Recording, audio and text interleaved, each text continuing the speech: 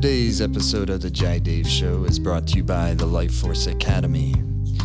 Life Force Academy, the ultimate home Kundalini Yoga experience. Go to lfa.yoga to start your 14-day trial. If you're looking for something you can do from anywhere in the world, from the comfort of your own home, wherever you're traveling to, keep your body feeling great, your mind clear, your heart connected to the deeper purpose of your life, check out the Life Force Academy, lfa.yoga. Go to lfa.yoga to start your 14-day trial. Today's episode of the podcast is also brought to you by Recovery 2.0. Recovery 2.0 is founded by my good friend Tommy Rosen, who you're going to hear from today. Recovery 2.0 is profound, it's powerful, it's accessible. Just go to r20.com, the letter R, the number 2, the number 0.com to check it out, see what they do, especially if you're in the recovery space or would like to be in the recovery space. It's very innovative. It's rooted in the 12 steps. It has an inclusive, holistic perspective on the 12 steps. Includes meditation, includes yoga, includes diet.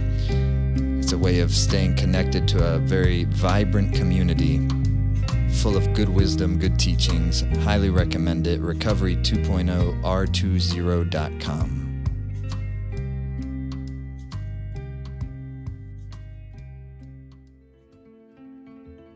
Hey, what's going on, everyone? Jai Dave here. Thanks so much for listening to the podcast today. Today's episode, we have a good friend of mine and someone I think you're going to find very inspiring, very real, very down to earth, a lot of wisdom to share. Tommy Rosen, the first repeat guest on the Jai Dave Show, and I expect there'll be many more times when we have him on. And that's my wish. He always has something valuable to share, always from the heart. In this episode, you're going to hear some about Tommy's story, his path in recovery, his path in yoga and meditation, and most of all, it's a conversation between two brothers. Tommy and I are good friends, and he's the type of person that when we get together, there's just never a shortage of things to talk about. There's always a beautiful conversation that takes place whenever we're in each other's presence. And this one was done on virtually, so the sound quality isn't as good as usual, but it works just fine because the conversation's really great. And I think you'll find it not only interesting but healing. Tommy's very vulnerable with what he shares, and I just think that his perspective on recovery, his perspective on just life, his perspective on the path of self-mastery is valuable and important.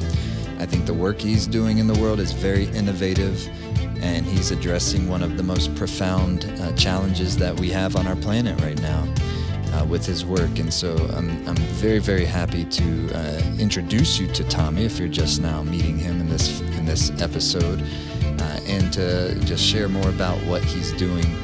Please do check out Recovery 2.0. You'll hear about it in this podcast. That's r20.com. He has a book on recovery. Just learn about Tommy. He has a podcast. He's a great brother, very bright, has a very compelling story. I think you'll really enjoy listening to him. So here's our conversation, and thanks so much for listening. If you have not yet subscribed to the podcast, please do so. If you're enjoying what you're hearing, please leave us a rating or a review on Apple Podcasts or wherever you get your podcasts. Thanks so much for listening, everyone. Enjoy the episode.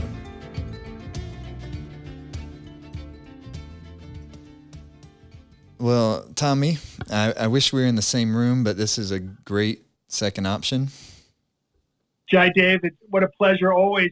If I could just hear your voice all day, that would be soothing for me. By the way, you are the first repeat guest on the Jai Dave Show. Yes. It's awesome to be here. The first time it was you and Kia, and we're all in Joshua Tree together. Oh, that's right. Yeah. That's got to be maybe 4 years ago. It was a while, but it just got released not too long ago. That's right. That's right.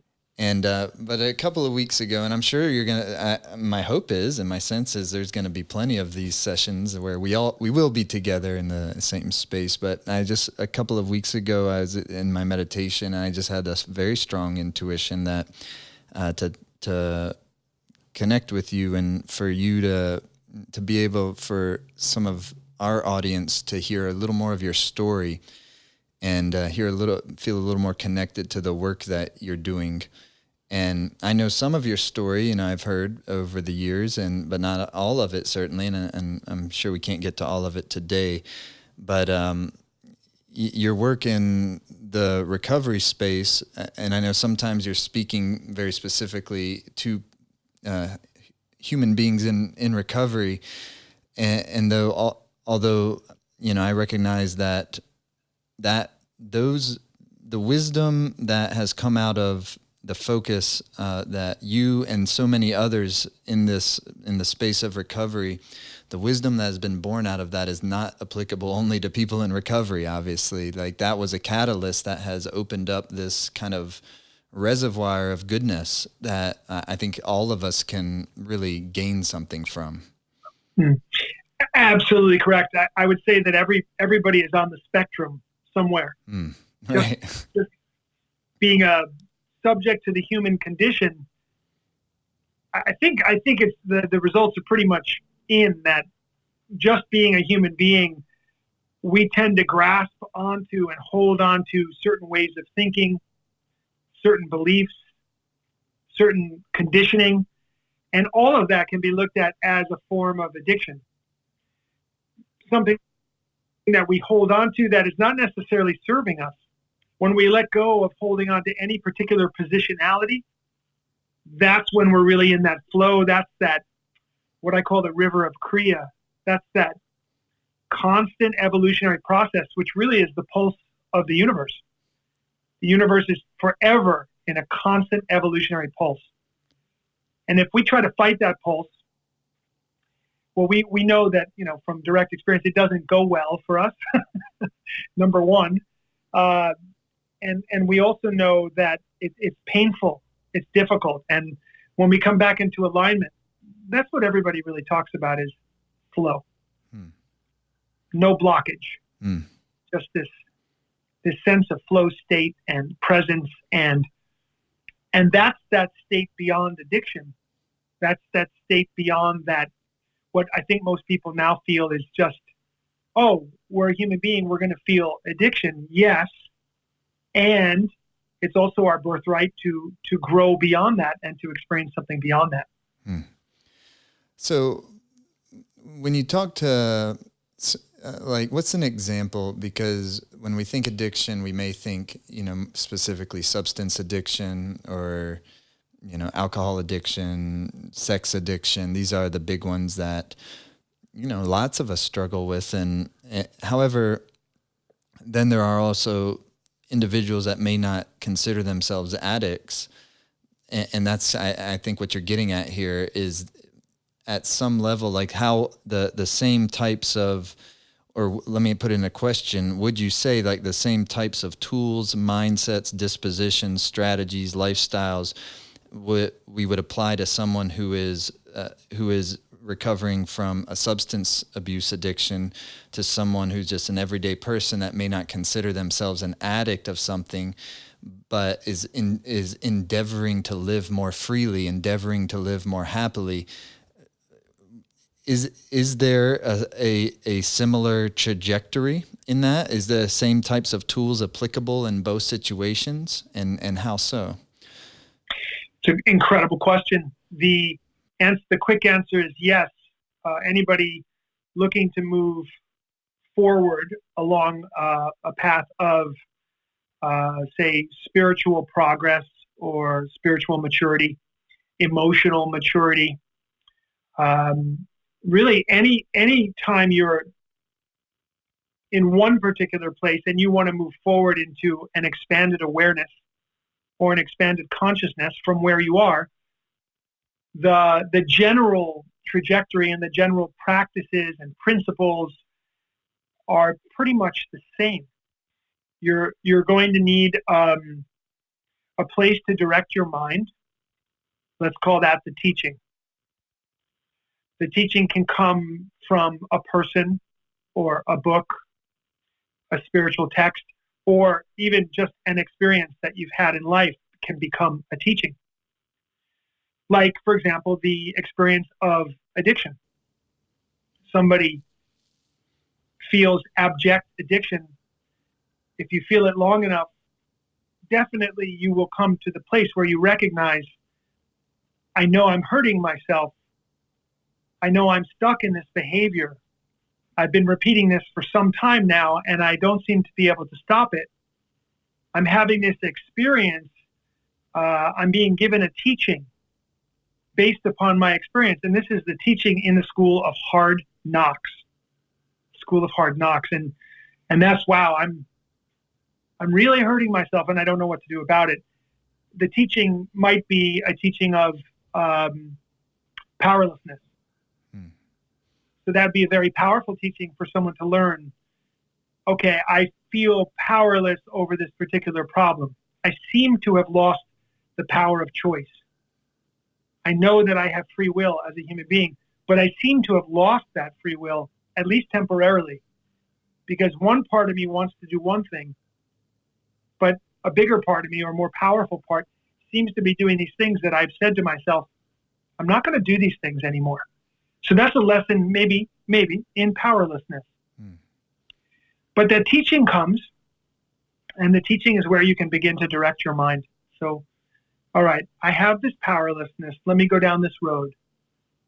I have less power than what I need to solve this problem currently. The next thought then is, okay, I accept that. That means in order to fix this problem, I need to access more power. Where can I do it? Well, what we know is one of the places we can access more power is from other human beings. We know that there's power in connecting honestly, truthfully. We know there's power in working together towards a common goal. We know there's power in having support and love. And so at first we might say, okay, I'm going to tap into that power. I don't seem to have any other choice. I need to find more power. And I know that people could help me. So in my state of surrender to the powerlessness I'm experiencing, I'm now going to reach out to human beings. So that's a very skillful action, which came from the lesson you learned about powerlessness and some contemplation about what you could do about this powerless state. Now, of course, when you're a heroin addict or a methamphetamine addict or a cocaine addict or a severe alcoholic, you're not thinking clearly in the way that I'm describing. Of course, right. What you're thinking, and you may not be thinking that way regardless of it, if you're an addict of any of those things, just as a human being struggling on trying to do your best to live on planet Earth in a reasonable fashion. That's right. Yeah. So I'll give you the addicted version of what I just said. Yeah, that would be good. I feel like I'm going to die if I don't get high. Mm-hmm. And I've felt that way for a while. I mean, I am jonesing for the next hit of whatever it is. And I'm suffering so badly that I feel I absolutely have to call somebody for help, that I'm cornered and I have no choice but to call somebody else for help. That's called the first bottom. That's the bottom of desperation. And that is a wonderful place. That's a sacred place in human experience, the bottom of desperation. We talk about in 12-step programs and recovery in general, we talk about the gift of desperation. And it's contextualized positively. Absolutely. The gift of desperation is this incredible moment where, number one, you're able to tell the truth, maybe for the first time in years. The truth is I'm desperate. I actually don't know what to do. I'm in so much pain and my life is just so difficult and awful. I have to do something, but I actually don't know what to do. So that's honest. So there's truthfulness in that moment, and that bottom of desperation. And you realize that you have to get help. Sometimes it can come for people in the form of prayer. God help me. Universe help me. Great spirit, higher power, whatever your word is for that. I'm done here. Yeah. I need help. And usually though, when we trace it back, there was somebody in our life that picked up the phone. And that's what happened for me, my personal story, when I reached out to my father from that bottom of desperation. And my father was very much there for me. And I could hear through his tears and see through his pain what my life had become. About how old were you? 22. Uh-huh. I was 22 at that moment. And I really did recognize clearly in the moment, if there were any way I could get out of this problem, if I had money, a girlfriend, and I don't mean to be crass, but if I had somebody that I could manipulate, right, to help me get out of this suffering and pain, I would do it. But nobody's here. No money, no credit card, no girl, no friends, family pretty much at a great distance from me. And so, thankfully, I had no way out. That was the bottom. That was that first bottom of desperation for me, that sacred space that everybody in recovery visits, that space in their life. That's maybe the thing that we have in common the most. That people in recovery have in common the most. Yeah. Or maybe anybody on a real spiritual path. Yeah, I was thinking that. It's not that you can't find your way to a spiritual path without having to suffer in that way. But I haven't met too many people who haven't had a long, dark night in the soul. Sure. Whether it was addiction or some other thing, loss, grief, the pain of loneliness, going after something in your life, getting it, spending so much energy to get something, finally getting it and realizing it wasn't the thing that you thought it was. There's so many ways that we human beings can delude ourselves. But ultimately, the beauty of it is we end up in that sacred space. Right. Our bottom, and then we have to change. So you're referring to it as your first bottom. That seems to infer there's a second? Yes.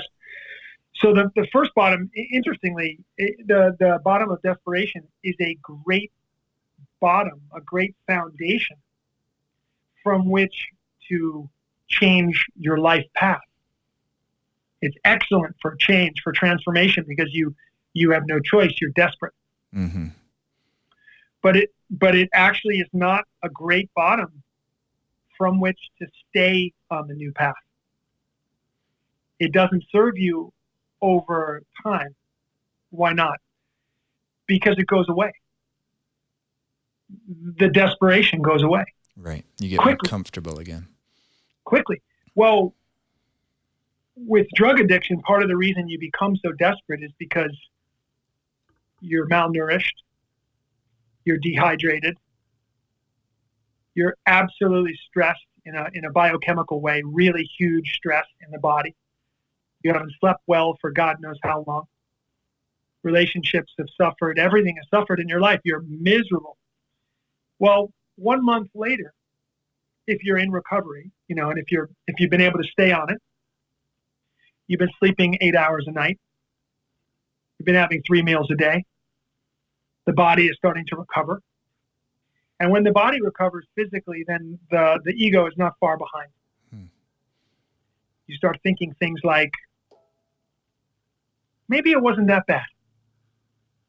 Maybe, you could switch a few things around. Remember when you used to have fun smoking pot?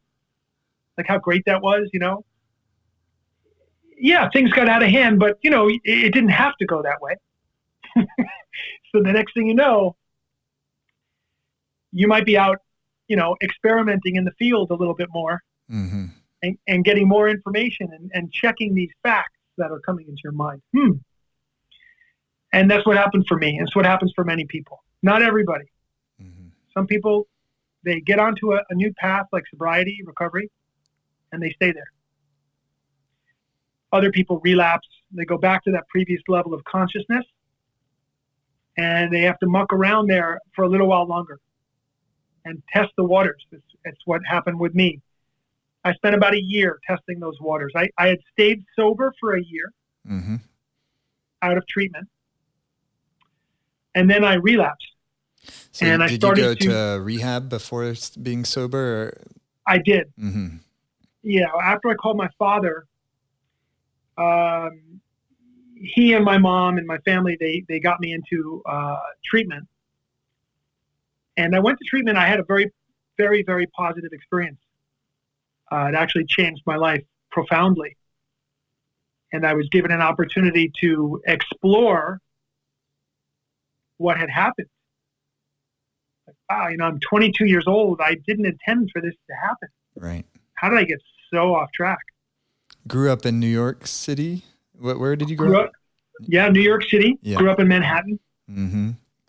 Right in the thick of it. And it was a great way to grow up. We were like city kids. We were like, oh, how cool. We're city kids, Right. like we know stuff. Right. You got that New York swag. Yeah. What we actually knew was we knew the boredom of being teenagers as well as anybody else, even in a city like New York. Right. But you had many points of distraction. But the thing was, I had gotten so badly off track, and my heart had been broken, and I'd broken my own heart too. Now, in retrospect, do you still look at it as off track? Well, it's kind of an interesting question, right? Because look at your life and look at what you're here to serve. You could not possibly be serving. And I know that's kind of it's maybe a little bit of a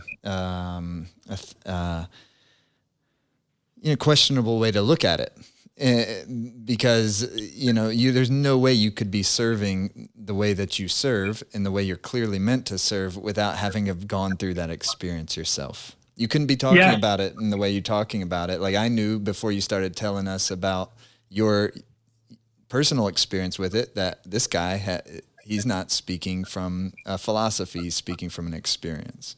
Yes. Yeah. I used to say to my father, I'm so grateful that I became an addict. And it used to really piss him off, something bad. Yeah, I can understand that. Yeah. Stand it. He couldn't stand when I said that. Mm-hmm. Why would you want this to have happened to you? Right. And the fact is I recognized that I was grateful to be alive. I was grateful to be me. Mm-hmm. And I had never been able to really explore me before addiction set in and forced me down to my knees. Right.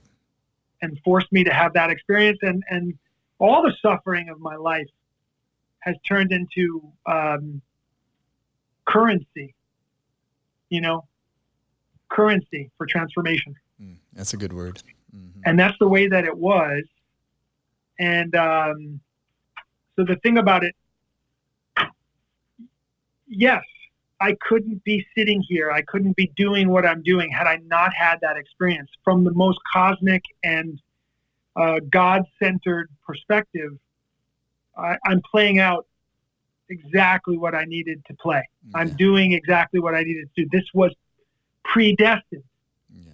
What happens from here, from this moment now, we don't know. How much presence can I bring to this moment and carry myself forward into the next thing that we'll say later was predestined? Right. But the next bottom, you asked about that earlier, the next bottom that one comes to is a much more powerful bottom in a way.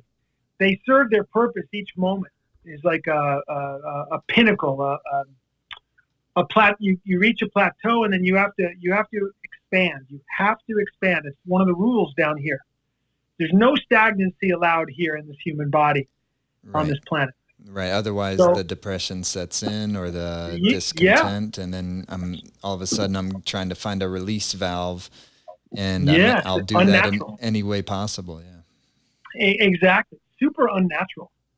What do you mean So unnatural? it's our natural state of being is evolution. I see. Mm. Our natural state of being is in the human body Mm-hmm. is for a still point, Mm-hmm.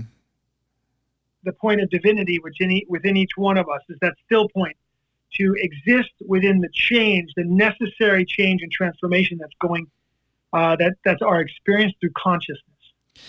Yeah, one of I think the great insights of yoga, and yoga in the biggest sense, when using that word, it's not talking exercises or postures or any particular techniques, but one of the great insights of yoga is that reality is bliss, and but we need to treat that as a hypothesis, because we have to verify that for ourselves, even if 10,000 masters have come before us and verified that. Still, that's not enough. I have to verify it for myself to make it experiential, to Yes. see, is that true? But I think that's in line with what you're saying in terms of it's unnatural, meaning that if I'm becoming happier and happier and happier, then I'm not going deeper and deeper into reality. Mm, absolutely. Yeah. Yeah. So yeah, continue. Please. We're getting towards that second bottom. The anticipation is great. Keep going. The second bottom comes when there's no external force creating the necessary change that's about to take place. What's an example of that? Well, so previously I could tell you the bottom of desperation was about drugs, alcohol, painful relationships with people, right? Circumstances in this visible world. The second bottom comes from an internal pressure. It's from the mental body, essentially, and the mental body is saying, this is what it said to me specifically, but there's some version of this. I truly believe this for all people. This second bottom is a very important one. The mental body says, I'm never going to find out what I could have been. I'm never going to learn who I am, what I am, what my destiny could have been. And I certainly won't reach it. I won't even really be on the path to it at this point, unless I put down drugs and alcohol and work on the addictive tendencies that cause me to reach out in those ways. That's the second bottom. It's intolerable when you feel that inside. It is.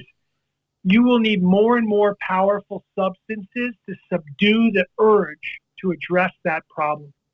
How does that inner dialogue happen?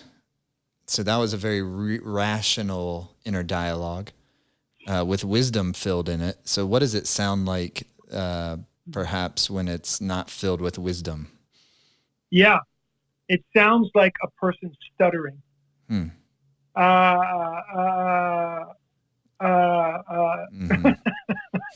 That's what it sounds like. I see. It sounds like I really have lost the plot. I was sober for a little while. I tasted that. Yeah. Now I'm not. Mm-hmm. My life hasn't completely imploded like it did before. Yeah. But I'm so unhappy and dissatisfied inside. I have to change. I just walked into a 12-step meeting 3 days in a row. Same meeting. Each day I raised my hand with 1 day sober. I'm Tommy, I'm 1 day sober. Next day, I'm Tommy, I'm 1 day sober. Next day, Tommy, I'm 1 day sober. This guy cornered me. Yeah. He physically cornered me. He's bigger than me. He said, hey, man, what's your problem? I said,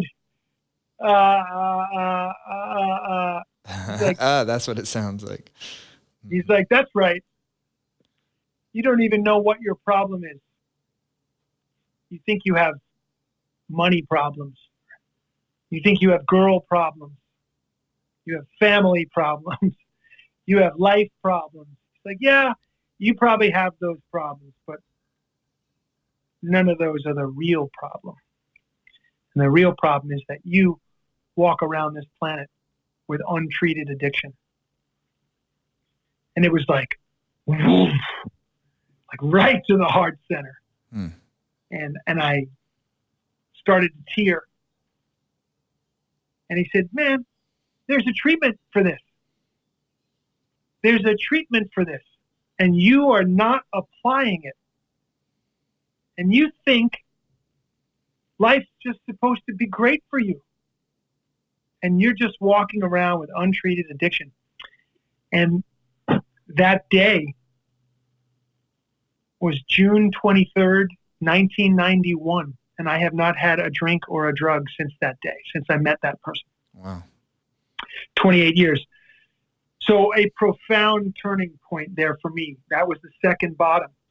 The bottom where you yourself realize there's nobody in the world that could pressure me into being sober except me.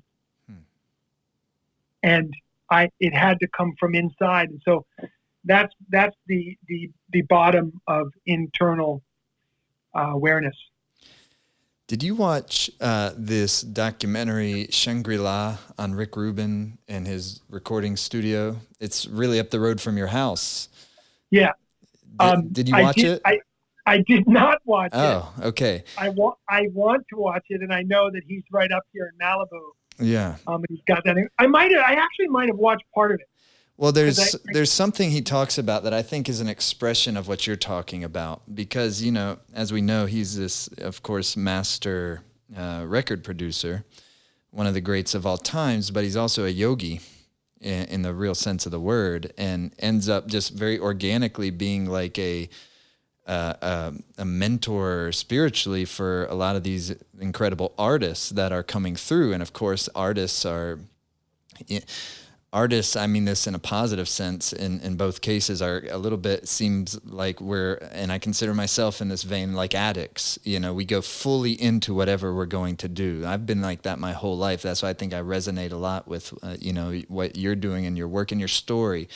I haven't had that, my path didn't take me into what we would call, the recovery path, but it shares a lot of similarities in that it's full on, in every direction that life is explored. It was never explored casually. It was explored head first, go as deep as we can. And I think that's, the positive side of, that addictive tendency. And however, so what Rick Rubin was saying in there, and just paraphrasing because I don't remember exactly, but he was saying, he's working with such successful people, successful in terms of career, successful in terms of money. He said it's the depression that hits after you've achieved your goals. That's the dangerous one. So this is a little different than what you're talking about, but I think it's a type of second bottom, because it's that depression that hits when you have not yet achieved your goals, that you still have there's still this mirage that if I were to do this, or if I were to experience this, then that would take away my misery. And it's a mirage, of course. And then you get these incredible, and tragically, one of the artists he's talking about is Mac Miller in this, who ends up, of course, God rest his soul, losing his life. So he says it's the depression that hits once you've already achieved your goals. That's the dangerous one. Feels similar to me. Yeah, no, very similar. Mm-hmm. And I think you're hitting on we started this conversation with everybody's on the spectrum. Right. And so what we're talking about here is this addiction to the idea that something in the external world is going to be enough. Is Maya. So from a yogic context, everyone's addicted to Maya, the realm of illusion. Illusion being, illusion is anything that's not real. And what's not real being defined as anything that changes. Yes, I love it. And, if your version of that is, I'm a talented musical artist and I hope I get success doing that. I hope I get to play in bigger and bigger audiences, and I hope I get to play in arenas, and I hope I get to play in stadiums someday. Well, we know you may achieve those things, but that would never and could never be the reason that you found happiness and contentment. Or even a slightly more subtle version of that, but just equally probably as common, is not even if my goals weren't to play stadiums and accolades and awards and so forth, but I feel people like me because, now I'm able to express myself with it through an art form. Other people experience that expression. They respond positively from it, and that's giving me a sense of self-worth. Yeah. But it's a false sense of self-worth. It's only in the sense that it's not sustainable. It's not long-lasting. It changes. Therefore, it's not reality. It's illusion. It's Maya. Yes. And depending upon how much you've rested, how much weight you've put on that, it can be fatal. Yeah. Physics. Yeah. Yeah. It's a heavy idea. Just ask anybody who's achieved their financial goals, if that ultimately equated happiness for them, if that's what that brought about happiness. It's really never the case. If you look deeply, whatever's happening in the outside world, of course we want blessings of abundance, and we want connection and love, and all these things are wonderful things. We can have all of that, but be suffering inside. And be out of alignment, in the way that our ego is in operation and running the show. And you can be dying a very slow death in a very pretty body, in a very pretty face, in a very pretty world with lots of what seem to be very pretty opportunities that have come your way. And inside, you're just dying. And so that is hitting at that core addiction of living in the if-then reality. Yeah, I do. Well, so your life is now, you've been on this path of recovery for a long time. And here's something that we've talked about before, but I wanted to ask you again, because at a certain point, it doesn't seem to me that you, take yourself as an example, who has a lifestyle that you have a lifestyle, and you have tools that you use, whether it's yoga, meditation, food, community, etc. You have that all in place to where your needs that were, or desires that were at one point being or attempted to be filled by external stimulus, whether that's substances, women, otherwise, are now being filled in a much more wholesome way that's sustainable and so forth. It doesn't seem to me that you are in danger of going back into an addiction. That doesn't seem like it to me, but how do you feel about that? Thank you for asking. I'm a human being.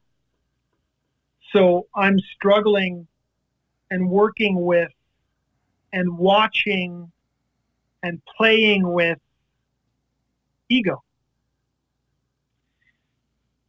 I'm in a place now where I don't think about using drugs or alcohol. Right. Even with, food or sex, even there, the thoughts are less and less and less and less and less and less powerful. Mm-hmm.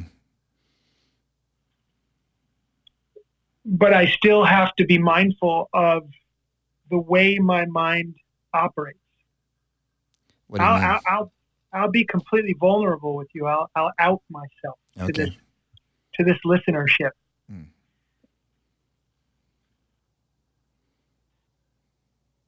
I can have a belief, a core belief, like I have everything I need. I don't actually need anything more. All I really need to do is to wake up and serve to the best of my ability in the way that I can serve. Just show up. Somebody asks for help, do your best to help them. Keep the body healthy so that you can continue to do that as long as possible. Be honest and truthful to my wife and uphold her in whatever way I can.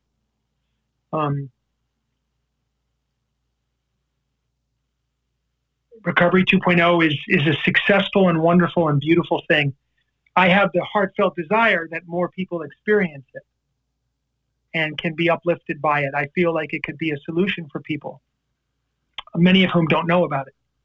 So my work in the world is to try to help more people know about it. That's called marketing and communications. All those things are true. And yet there's just days where I just can get yanked off center. Mm-hmm.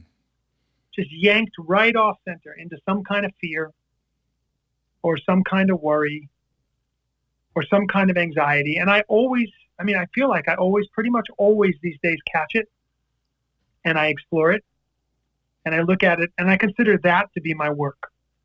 That's my work of spirituality, of maturity. I see my ego acting out. I see my ego behaving like a little child sometimes. I see obstinacy. I see, impatience. I see a loss of temper. Like I see those things in myself. They're areas I'm working on as I grow as a teacher and a person. They're areas that I'm working on. To me, they're just related to old ways of thinking, old ways of believing, old patterns. And they're not me. They're not me at all. They're not me in my core. I watch them as tendencies of behavior, but they're not me. That's why I can tell the difference between me and them. That's that meditative process of witnessing and understanding, separating from what is not real. So I might say, Jaidev, wow, I might say to Tommy Rosen, Tommy, I see you. I see what you're doing. I see that you have to behave that way. I see that you have to have that thought come in and I'm just going to sit here in observance of it and really not do anything. I'm not even going to judge you. I'm going to love you and I'm going to forgive you right away for being in that same conversation that we might have been in for a couple of decades now, which we've already proven to ourselves doesn't work. So at that level of awareness where I'm really, really keyed into mind and thought and emotion, I can see the areas where I still have to work all the time. All the time.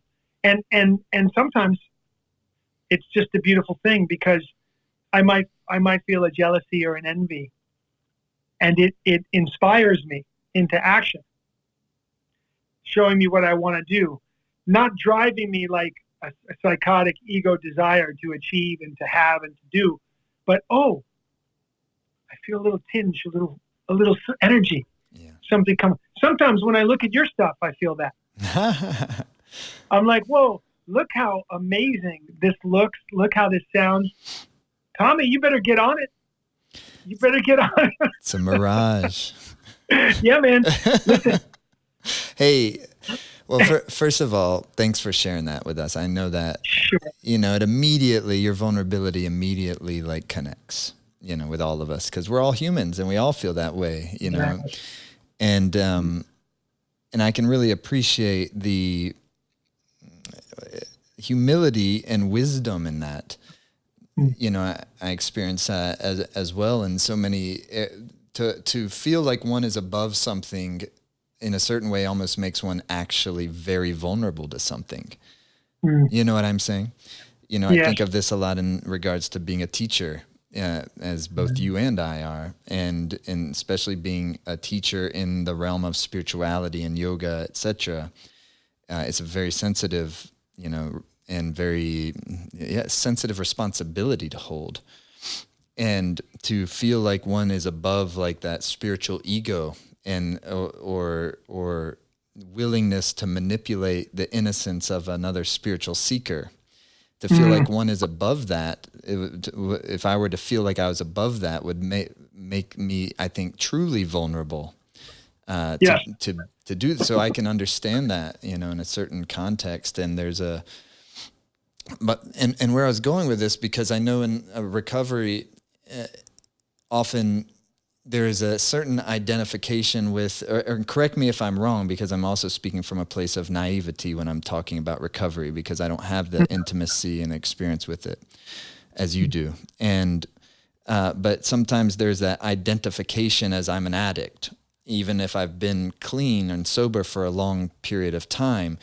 And of course, the juxtaposition of that with yourself being a yogi, where your sense of identity is so important, and how you hold one's, and even just listening to you talk about the different parts of yourself and which parts of myself am I listening to, and how much electricity does the residue of those old habits and old ways of thinking, how much electricity does that residue have? How much power do I actually give it? And perhaps this is kind of like, will lead us in nicely into like, what is recovery 2.0 exactly? What is the heart of it? But yeah, so how do you balance that juxtaposition of remaining humble and in one's relationship? I'm still a human being with human desires, and there's still these tendencies, even if they don't have much power at all anymore. I'm a human being. I'm living on planet Earth in a post 2020 world where there's tremendous amount of stress. There's a tremendous amount of pressure on the psyches of all of us. So how do you balance that sense of identity, of going beyond addiction, beyond an idea of being in a recovery, or versus, you understand my question? Yes. Yeah. Well, it's interesting. Your question leads us to the third bottom. Oh, there's a great. So the second bottom, that bottom of internal awareness and desire, where you realize for yourself that I actually need this in my life. And this isn't because of some external circumstance or somebody telling me to do it. In my heart of hearts, in my spirit, I actually know that this is my path. Well, an interesting thing happens to you after that second bottom. For most people, fear can come in. A little bit of fear. And the fear is, wow, I really want this. I really want this. And the fact that I know it and I'm actually admitting it. Really want what? Recovery. I see. I really want recovery. I really, really want to move forward. I really want to learn what I could possibly be. I really want that with all of my heart. And the fear is I don't exactly know how to get that. It's truly a step into the unknown. And there's not one way. That's the other thing. Many paths, right? One destination, many paths. So what do I do? Where do I go? How will I know when I've found it? Who will be around me if I'm stepping onto this spiritual path? One of the main things that keeps somebody off of a spiritual path is the fear of loneliness. I'm going to lose the people who understood me in this previous level of consciousness, because I'm moving forward now into a new place, and no one's going to understand me. And by the way, who's going to hang out with me? Because I'm in some new realm now, and I'm leaving. I am opening the door. I am walking through, and I am leaving where I have been. And you realize, and it's like, wow, that's a heavy thing. So fear can come in. So what happens is we begin to work with teachers and community, as we spoke about earlier. We begin to work with a teaching. We have guidance from a teacher. We have a community, and we're now living our dharma. So we really feel like, okay, well, I have no choice. I have to do this because this is my purpose, my duty. And I'm supported by the community, and I'm supported by a teacher. But what about all those people who aren't, who don't realize, who succumb to that fear after the second bottom, and then they go out again? They have to return to a previous level of self-harm, a previous level of consciousness, and that we call that relapse. And they have to have more experience, and they have to learn again. Hopefully, they'll be blessed with teachers and community, and they can move forward to that next phase. Because what that next phase is the phase toward mastery. You're a beginner, but you're moving now. You're on the right road towards your destiny, towards your mastery. And what's going to happen is things are going to take place in your life that challenge you and challenge this path. And it can happen at any point for years to come. For me, it came around relationships. It came around money. It came around issues of power. And I had to face all of that. And through the facing of all that, I reached my third bottom. And the third bottom is the bottom of personal mastery. Now you're knocking at the door, but it's so painful. You've come so far, and you say things to yourself like, I've come so far, I can't believe I'm in this much pain. Or, I thought I would have been further along the path by now, that I shouldn't be feeling these things. And you're feeling the pain of what in human form is the core addiction, which is codependency, the disease of the lost self. And you recognize the drugs were in the way, alcohol was in the way, all the other addictive behaviors were in the way, all the seeking out in the world, all of that was in the way.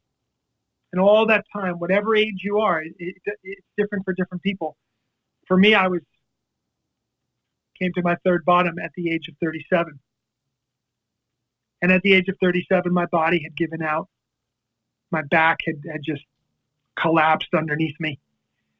A lifetime of stress, of not knowing myself. And I was fortunate beyond fortune. Fortunate beyond good fortune. I found a teacher, a real and true life teacher, who could sit me down and turn my gaze inside and help me to work out the conditioning and the patterning of a lifetime of addiction and addictive behaviors and reactions to life. And over the ensuing years after that third bottom, I would be squarely on that path to personal mastery. And I could be in a place where I could say to you, I thrive in my life, even when I'm in pain. I thrive in my life on good days and bad days. I thrive in my life regardless of what's going on outside. I thrive in my life now. And that comes as the result of that third bottom. Goes back to your question about, do I still feel threatened to go back? I don't feel threatened to go back to drugs and alcohol, food addiction, all the rest of it. I just, on a daily basis, I do my sadhana practice. I have an opportunity to learn and grow from this place. I walk this path of service, this path of presence, and it works out. Mm-hmm. I can't speak about the fourth bottom because I haven't had it.